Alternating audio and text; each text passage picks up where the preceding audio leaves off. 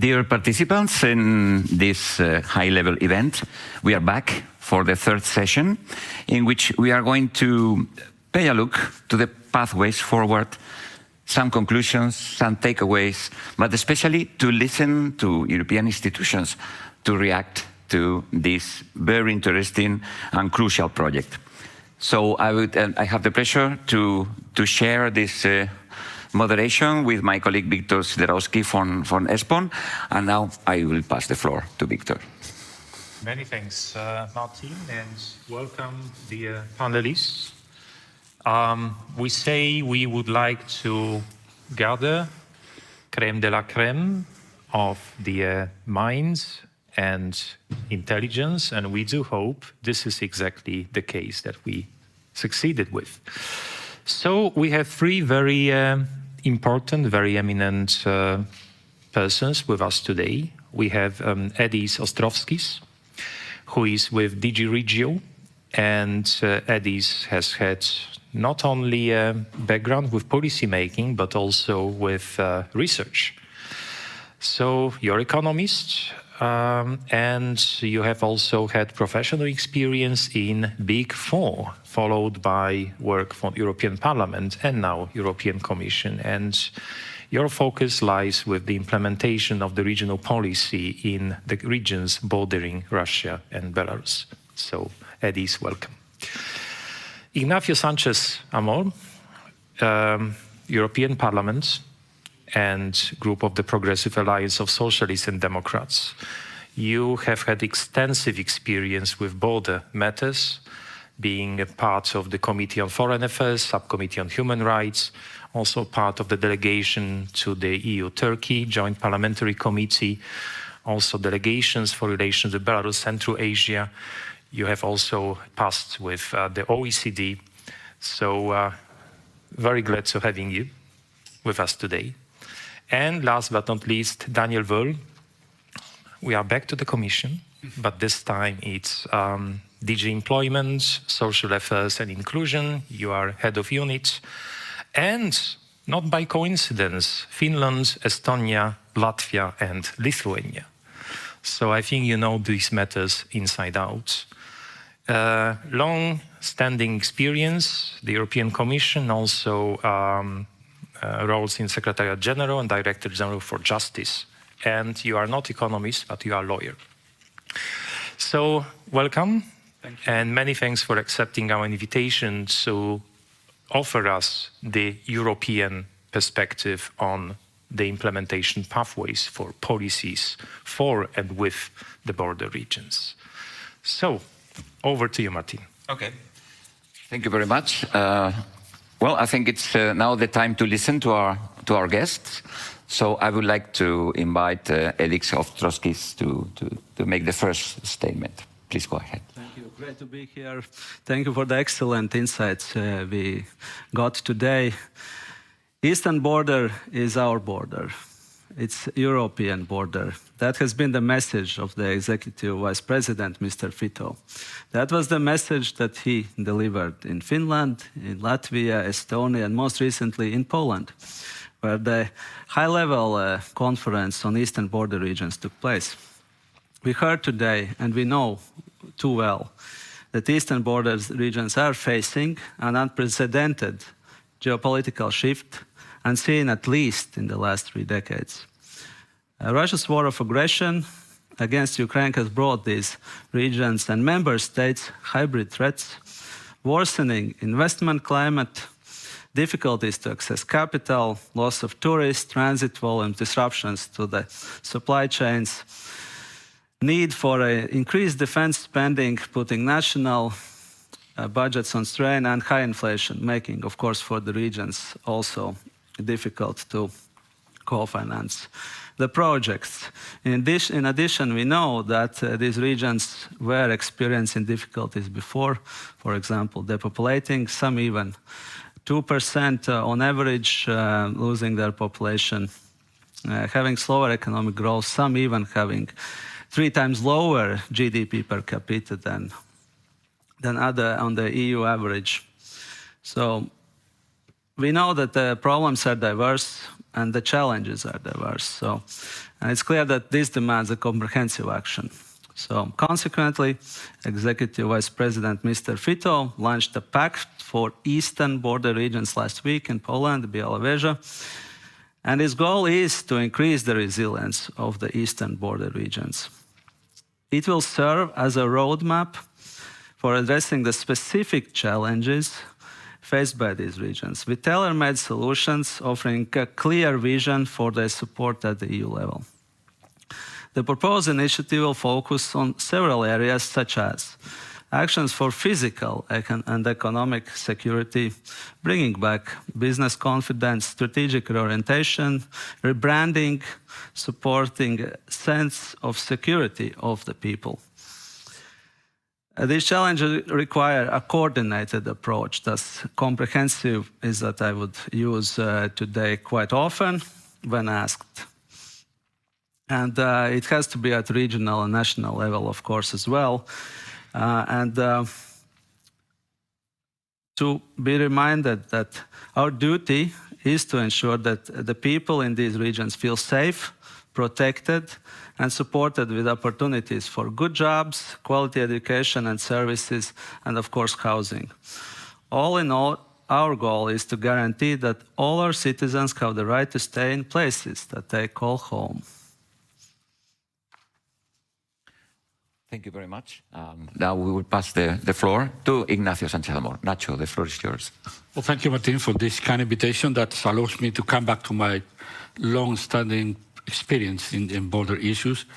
When I talk about the subject I would like to convey to you today, I have to come back to the pre-conflict situation in the eastern border, because I'm talking about our intellectual elaboration with three resolutions that I launched in the OSCE Parliamentary Assembly: enhancing cross-border cooperation policies in post-conflict scenarios, the year 12, the cooperative phase in post-conflict borders, new tools and new actors for a broader view of a conflict cycle, and the role of local and regional authorities in post-conflict rehabilitation scenarios. It was not prophetic, but having my experience in Central Asia and other places, this happened before Crimea, meaning, but I think it's completely useful now. This is not to remedy, this is to launch our view to the future. We don't know if it's going to be a far future or not, but at a certain point we have to resume, after the war, we have to resume the logic of a cooperative border. And these things that we wrote and we launched in these years, it could be of use under this principle. A conflict between neighbors does not end with a safe border, but with a cooperative border. This is the key issue that I would like to. We have to extend the idea that the conflict ends with the stabilization in some theories about the rehabilitation. I think the conflict ends with the cooperative phase, to come back to the normality that we had before. And for that reason, it's good to have the tools we had in the past, and the tools we have to renovate under the different political circumstances, because, of course, after the conflict, things are not as easy as they were before, but we have to think about what tools and what new actors they could create this cooperative phase with the idea of preventing future conflicts. Because, as you know, the logic of Europe is exactly that. The cross-border cooperation has been linked to the core idea of the European Union because there were conflicts among neighbors, and the idea that the cross-border cooperation could be a kind of legitimation for the whole project, a kind of healing area of the tensions of the war. Then the idea is the cross-border policies has to be part of the post-conflict scenario. This is the key issue I would like to convey to you all and to the colleagues. I know for sure that now it's difficult to foresee what could happen, but I assure you, as happened in Europe, as happened in our past, at a certain moment we have to resume the logic of the cooperative border, and it's better to be prepared, knowing that the conditions are going to be different, that probably there are a lot of reluctance to overcome, but that's better to be intellectually prepared for this phase. Thank you. That's very interesting, because at the end of the day, at least in our continent, most borders are the result of conflicts, and even many conflicts or poly-conflicts. And we like to say that borders are the scars of history. And on this, healing these scars is how we have been able to build up the European Union as we understand it now, which is a multi-level governance process with a lot of interactions and cooperation. I love this view, but of course, as Edix has said before, the question is that now we have a big challenge with a lot of disruptions, with the failure of tourism, and even probably a big depression of the business sector. So, but we need new opportunities. So, well, let's see. We have a vision from DG Empel, but also for someone that is also very much concentrated on this territory. So I think you have a privileged perspective, Daniel. So what do you think? No, thank you. Thank you for the kind invitation. Thank you for having me. And indeed, all these developments that have been outlined by Ignacio have a very clear impact on people. And I'll try to elaborate a bit on that. And also the depopulation, as you can see on this graph, really impacts everything there. And what we're trying to do is that the people in the regions have what they need. They have the adequate skills, employment, social services to support the resilience and preparedness there. And we do that because we believe social fairness has a strong regional dimension, and that it helps the local authorities if they cooperate, if they exchange good practices, and if they work closely together. And I mean, this is of course not only my view. President von der Leyen has visited Lappeenranta in Finland, the border crossing point with Russia, and made very strong statements about the importance of these areas for Europe as a whole. So these findings of this project we consider very relevant. There are some key areas that are notably of interest to us, like economic development, new opportunities for job cohesion, social cohesion, regional development, security and defense. But as Edis also said, I mean, this obviously all needs to be looked at together. We need a comprehensive approach. We need to look at the different dimensions of that. And we need to look at both policies and funds. I think this is very important, that we look at all the tools that we have at our disposal. As you know, also DG Employment has, with the European Social Fund, a high funding dimension in the cohesion policy, 100 billion overall. And I think we should bring all this to the table and do the best what we can with that. So just as we have also talked about the economic impact, just to give you one idea, here you see the imports from Russia to Finland, Estonia, Latvia, how immensely they have dropped after the beginning of the war in Ukraine. So I think this graph in one picture shows a lot. It shows the huge impact and also the huge impact on the people there, on the employment, on the tourism in the region.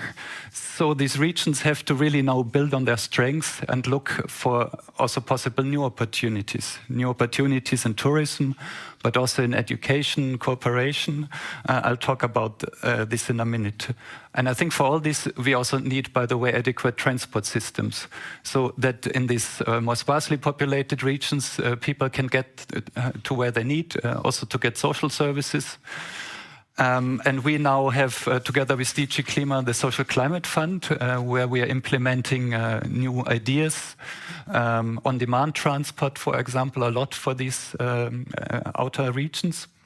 But also we are trying to extend these existing routes to make transport happen. So what do we think in terms of human capital, skills and social services? I mean, as I mentioned, the population is aging. You can also see it here. So the lighter ones are the younger parts, but they're not in the border regions, unfortunately. But these people need to remain there. So retaining young people is a particular challenge. With the Union of Skills initiative, we try to advance this by making also qualifications comparable, having people also from outside the EU come more easily, and also from within the EU to migrate more easily. And also we very much believe that universities and other higher education institutions have a pivotal role to play in this, so that the higher education and also vocational education can act as a magnet and that you can build an ecosystem that attracts further innovation and growth. Beyond that, of course, also childcare, support to families is essential. But I would like to conclude by saying once again, I think it's key we keep the people dimension at the heart of our policies. That the people living in these regions, they rightly have some concerns, some considerations about their future, but that we very much keep this in mind, keep them close to our policies, visit these regions. I've had the privilege to go there a couple of times, and it's really striking what you see there, and it was really among my most interesting experience in over 16 years of career experience at the Commission. And we also do a lot as a Commission, as DG Employment as a whole. So we have the anti-poverty strategy coming out next year, the affordable housing plan. I think these are strategies that will also have a regional dimension, will also benefit these regions. And right now, we're having a public consultation on the European Pillar of Social Rights to revise our strategic framework. The consultation is still open. So please all feel free to contribute and chip in. And I thank you for your attention, because I think really the eastern border regions are doing a great job for the whole of the EU. Thank you very much, and thanks on behalf of the border regions for your appreciation of their commitment. Gentlemen representing the Commission, I can't resist a question about the Eastern Regions Pact itself. Would you be able to disclose a bit more details about what in fact this pact is or is going to be? Is it a political manifesto, or is it a roadmap, or is it just a compilation of ideas, or is it going to lead to some, well, more operational stage with program, funding, any other measures that alleviate the situation of people and businesses in these border regions? Could you perhaps elaborate a little bit from, the cuisine of designing the pact, please? I wouldn't like to disappoint you, of course. So I would say this cohesion policy is powerful, and it's even more powerful when implemented together with other policies. For example, Agri leader or other measures are like RRF, a social climate fund that Daniel mentioned. But I think that something that needs to be differentiated is what can be done now and what is a longer-term perspective, thinking about the next multi-annual financial framework. And it has been mentioned already today, but we as a policy DG, funding DG for cohesion policy, we have done a lot already. For example, the midterm review legislative package that most immediately addresses very concretely the eastern border regions and their needs. And we hope, of course, for the swift adoption of that legislation. So indeed, this is what I have to say now. Daniel, please. Just to briefly add, straight from the kitchen, as you were interested to get some news. No, and indeed, we of course have the ambition to make this operational, to make this concrete, to also do this jointly with the regions concerned. I think that's really of importance and of our interest. And from our side, to also have a strong people's and social dimension. I outlined some of the areas that I think are really important for the border regions, from skills to working with education and entrepreneurs more closely, to ensuring public service and also adequate public transport and other services like childcare. So I think there's a lot we have. And it will also be of interest for us, as for many of you, to see the MFF proposals coming out very soon. And then I hope we can, in the swift time frame that we have, put something together very actionable and concrete that helps us advance together on this path. Thank you. Nacho, your take on this, because apparently the Parliament should be part of this entire configuration for the pact itself, also to represent the opinion of the members in how the pact should be designed and then operationalized? Well, everything is suspended, but there is a lot of fear about if there is no policy of having new own resources, who is going to pay the security and defense money that we are committed to do? Is cohesion policy or is agriculture? There are not many other big purses in the budget, and this is the alarm.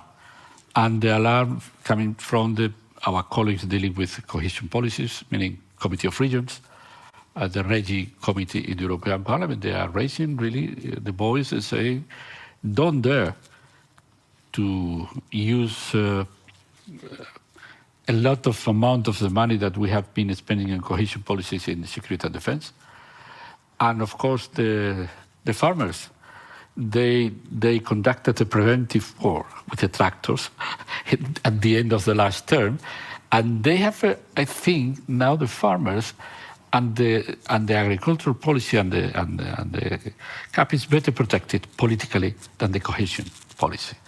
And I think every actor dealing with cohesion policy has to be very active in the coming months to pass the message to the co-legislators about the risk of sacrificing cohesion policy in the altar of security and defense.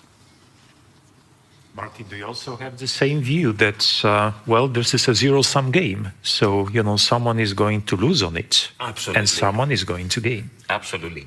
I'm a pathologic optimist because it's the only way to survive in ABR, where we are dealing with cross-border issues every day, getting obstacles and looking at how people are always claiming that they would like to have the same services than Vienna, Berlin or Madrid. And I'm also a pathologic optimist about the EU.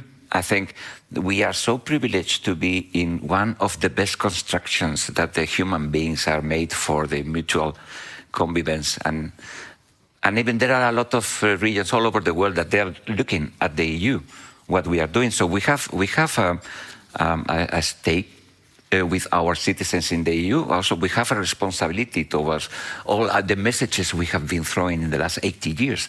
So many people are looking at us. So in this case, I think there has to be a very responsible exercise by the European institutions. And I think the European Parliament has a pivotal role there, because at the end of the day, you are the voice of the citizens, and you have the possibility to make law. So I would not say, Nacho, we need to multiply the budget of the EU per 10 times, let's say, if you want to have the defense that they are presenting. So, but please don't touch cohesion.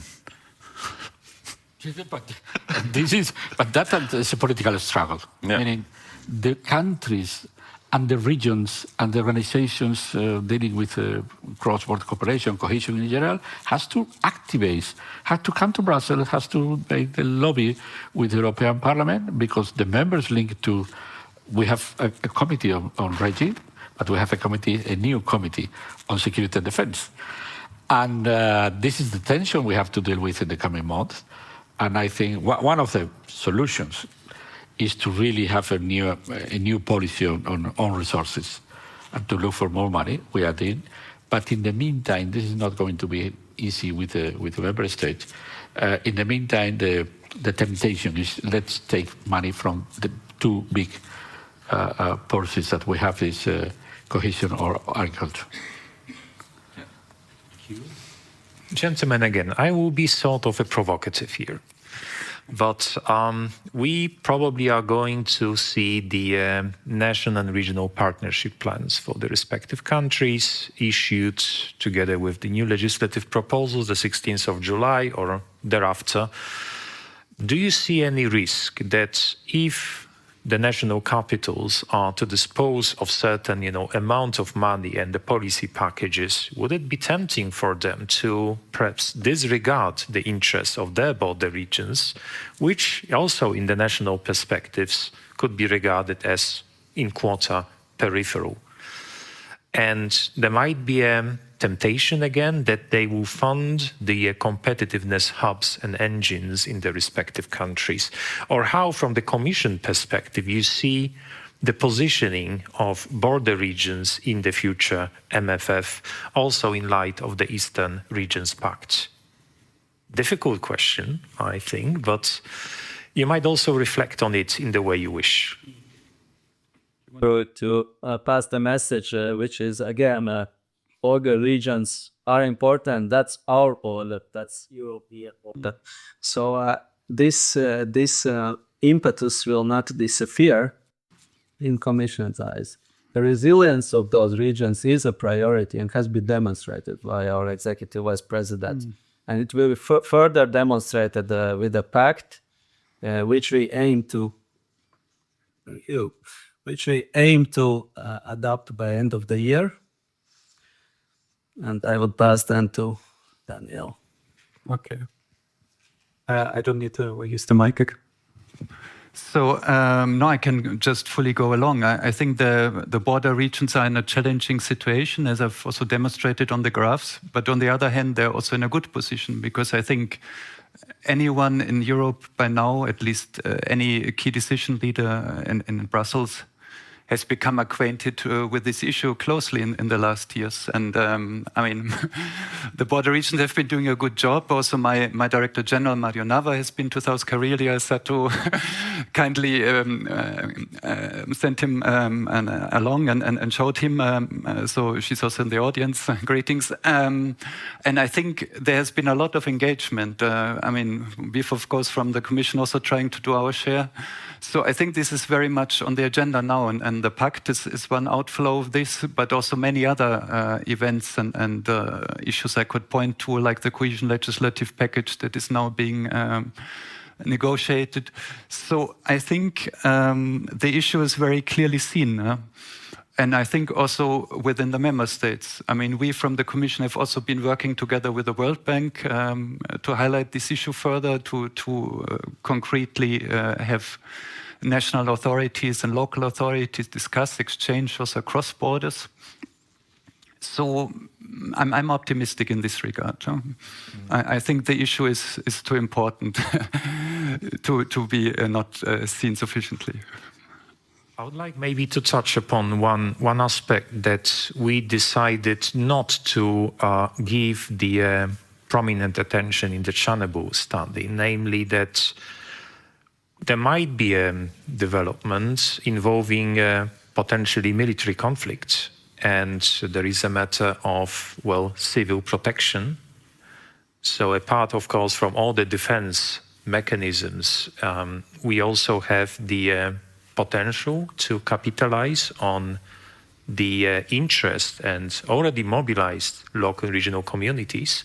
We've heard in the past sessions that the people are concerned, but they are also motivated, mobilized, and organized.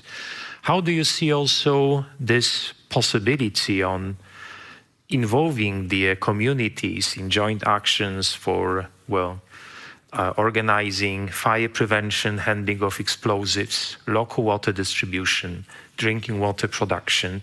Is it something that from the Parliament perspective, from the Commission perspective, could be also placed on the agenda to just preemptively prepare and endow the local communities with this sort of, measures?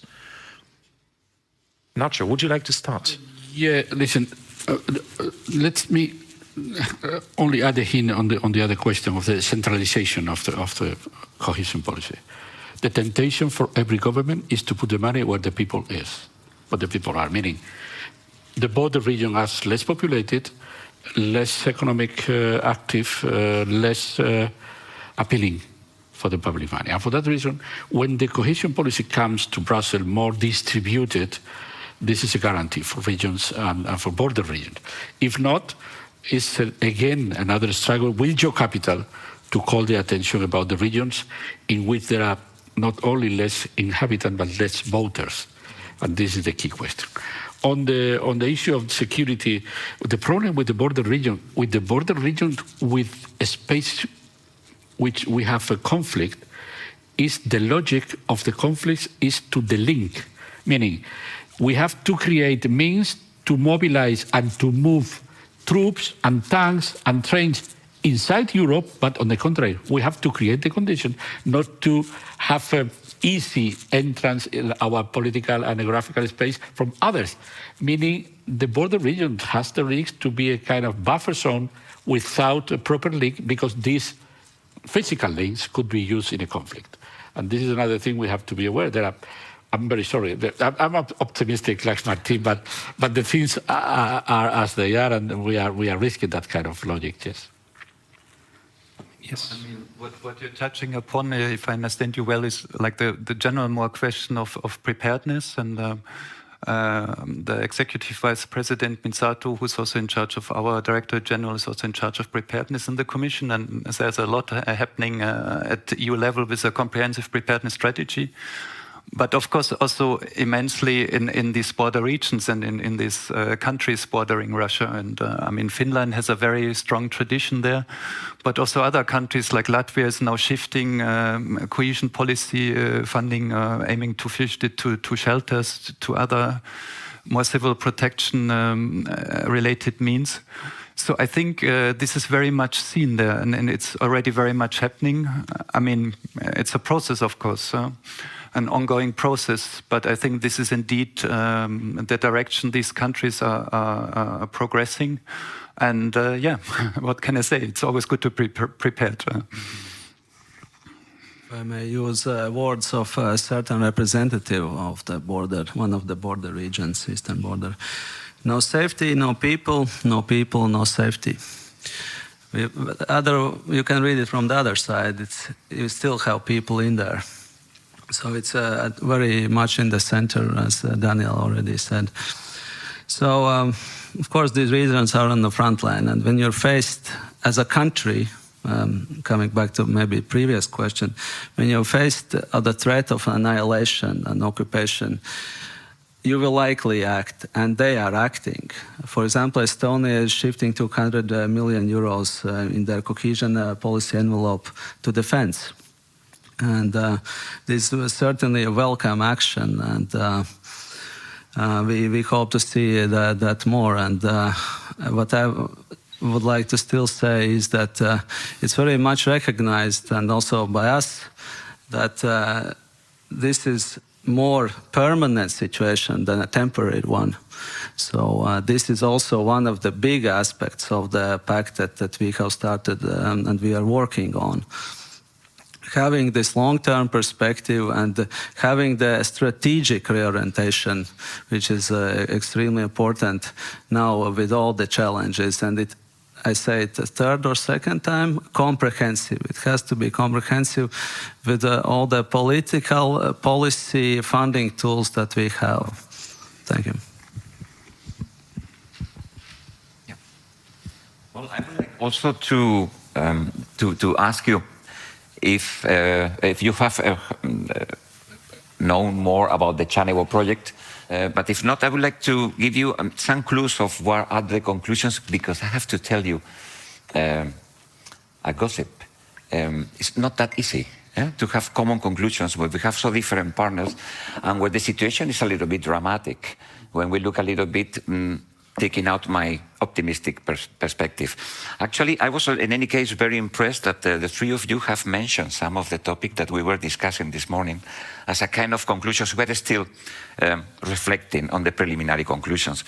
But then we have the risk that these territories are going to be empty. Not sure what you said. If suddenly we have to convert them into buffer zones, then they will become empty. Young people will not want to stay there studying, making a family, if you see all the time the troops coming in and out. Then we have a big challenge even on the infrastructure that have been built in the last years. Because I was checking now, after the fall of the Berlin Wall, in the following 10 years, there were 30 Euroregions created at the borders with the former Iron Curtain. 30 Euroregions.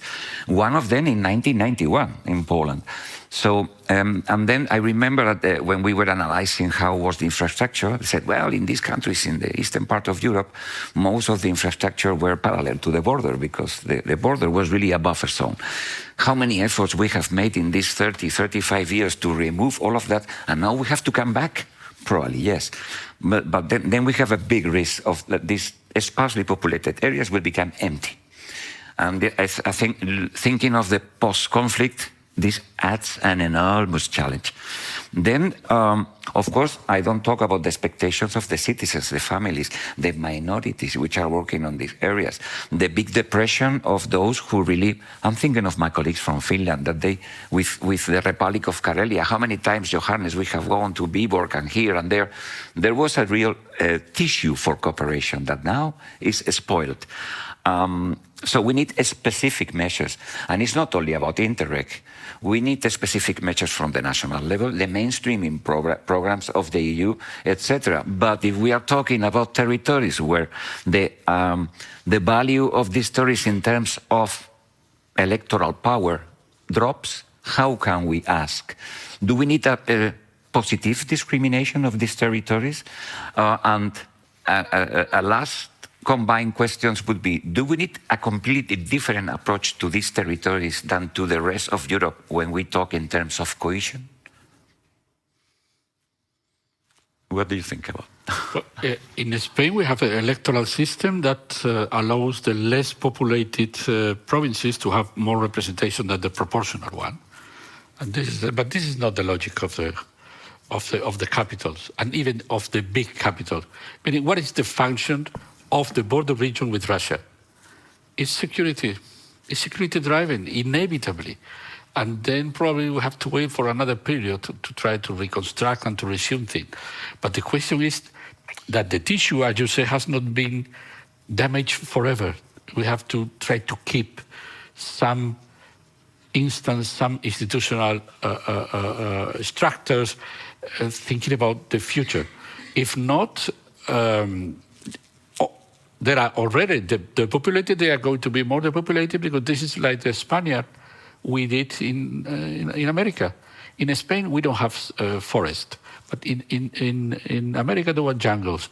When we build a fortress, it's not to clean completely the forest or the jungle around the fortress. And this is the logic of the security, meaning to create conditions for the linking and for not having easy connections with the conflict. This is a risk that has to be evaluated and try to keep as, let's say, as solid as possible the institutional framework that we had in the past, and maybe it's going to be reconstructed in the future. Daniel, is it possible to marry a fire with water? Because, you know, the Eastern Regions Pact, all the efforts by the Commission, you also named yourselves affordable housing actions, harnessing talent platform, all the different measures, packages, proposals by the Commission, they may not come on a fertile ground in case we have this primacy of security. And also, I think colleagues and Johannes, who was referred to many times during the day, mentioned several occasions that there is a natural also, well, space use conflict between, for instance, production of green energy in the border regions and defense and security purposes, and the latter prevail, of course. They override any other functions of the space of the local and regional development. Do you see a certain risk that the pact and all the initiatives may remain very nice ideas, but they will never materialize in fact?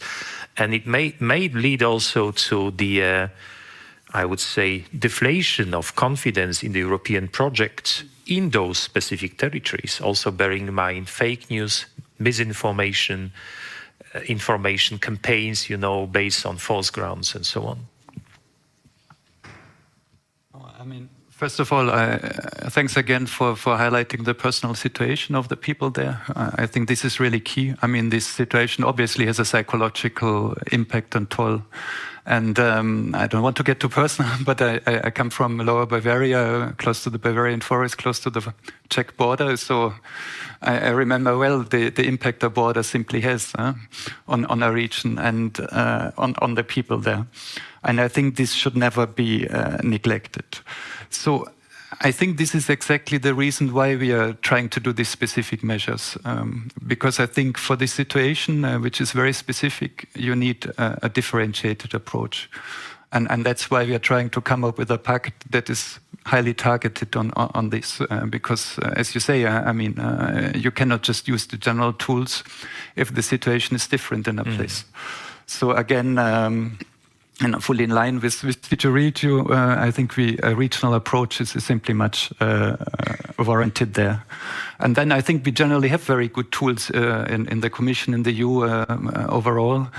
And if we target them, modify them where need be, adjust them to the needs there, then I think we can get a long way. And as I said, I think the issue is too important to be ignored. And I'm confident that we will have some successes there and that we'll get the confidence and retain the confidence of the people. Yes, thanks. I will amplify what Daniel already said. We are here for the regions. We are here for the border regions. You are not alone. We have the tools. We're working on them. And in fact, we are very much in the regions. A big part of my team is today in Latgale, Latvia. So I would also say that they're not a buffer zone. They are, again, part of eastern border area, which we want to develop very much, to have a strong, resilient population there, strong local economies that can withstand any shocks or difficulties that might come their way. If you say about the comprehensive approach, and I think this word reverberated on several times, do you see any potential opportunity for a dedicated Interreg program for these regions? In the earlier sessions, we heard the partners came together for the first time. They learned. They actually were able to speak.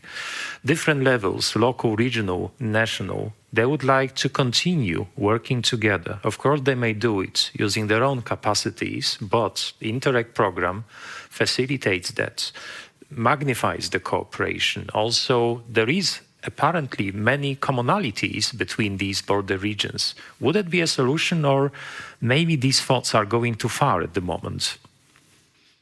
Well, birds of feathers stick together, right? Indeed, we agree with what you stated. The cooperation has tremendous benefits. Thank you. Just trying to note if there are any questions through Slido, as we don't see them yet. Meanwhile, Nacho?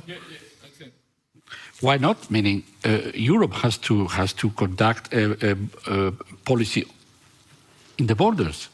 Not only a cross-border policies, meaning there are borders in which there are no conditions for cross-border activity, but you have to conduct a territorial policy on the border regions.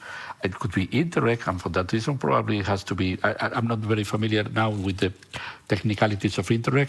Many years ago I was, but not now. But probably this is the thing. Let's have a policy for the border regions where there are no conditions for the cross-border policies. Martin? Well, I like it. I would like more, but it's even for us was difficult, different stakeholders to agree which type, because actually these regions, they have lost many cross-border cooperation programs, so they have been suspended for the participation of Russia, but even some transnational ones. So one option would be to have a specific program for these regions, which is not exactly about cross-border cooperation, but it's about their cooperation and to keep them in the whole story of territorial cooperation in Europe. This is what we are pushing, but listening very carefully to the institutions, the stakeholders and the nation states, and especially those who are managing the programs to see what's possible, what is not, etc.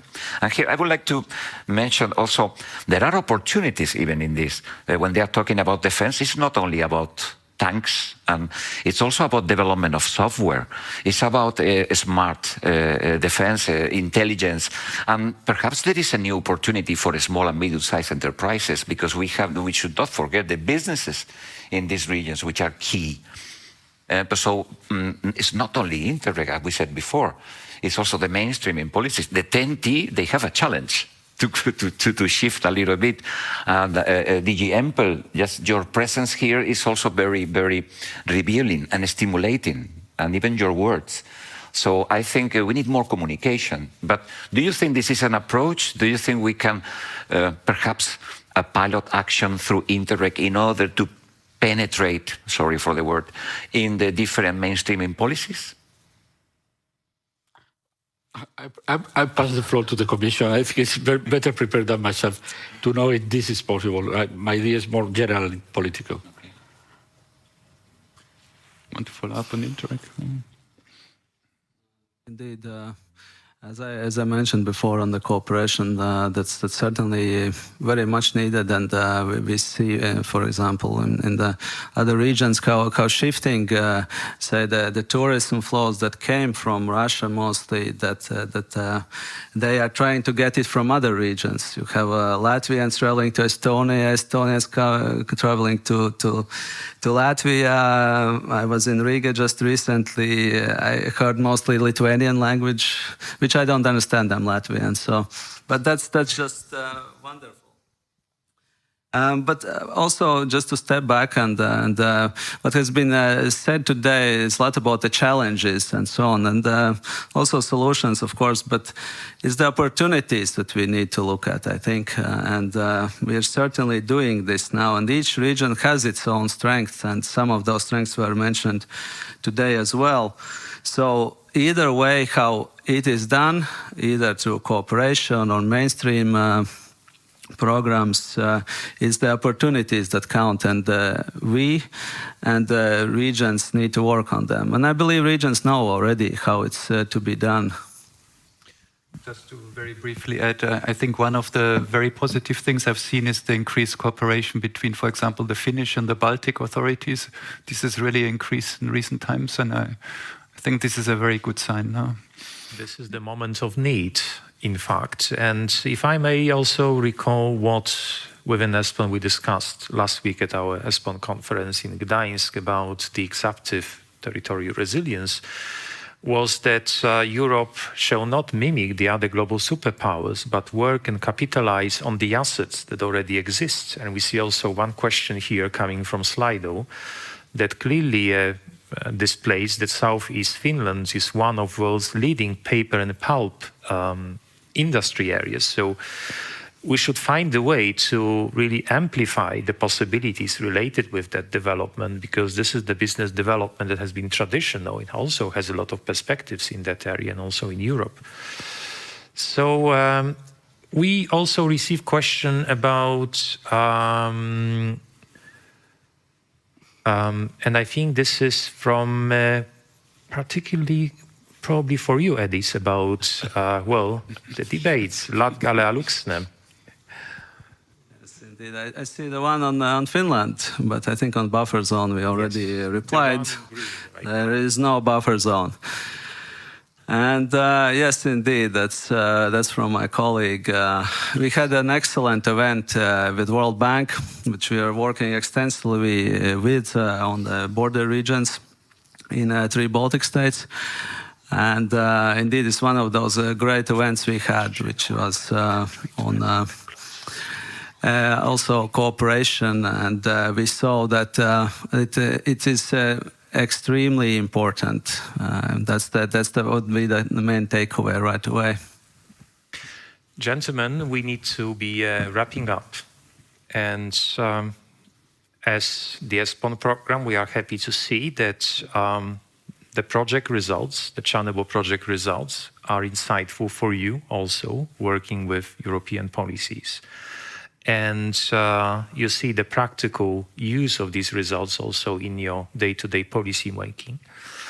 The Chernobyl study results, as mentioned, will be soon available on the ESPON website. And also to the audience, I kindly advise you to go and study the results, because they are really interesting. And we do hope that what we started in this project is a beginning of a very nice journey with many partners on board, not least also with the Commission and the Parliament, the European Committee of the Regions, the European Association of European Border Regions, and also with many of you representing the local and regional authorities in the border regions and beyond. So thank you for being with us. Martin, thanks for excellent moderation of yours as well. Gentlemen, many thanks for your very good and constructive ideas that you shared with us in this panel. And stay tuned for further ESPON events that are definitely coming up. Thank you again.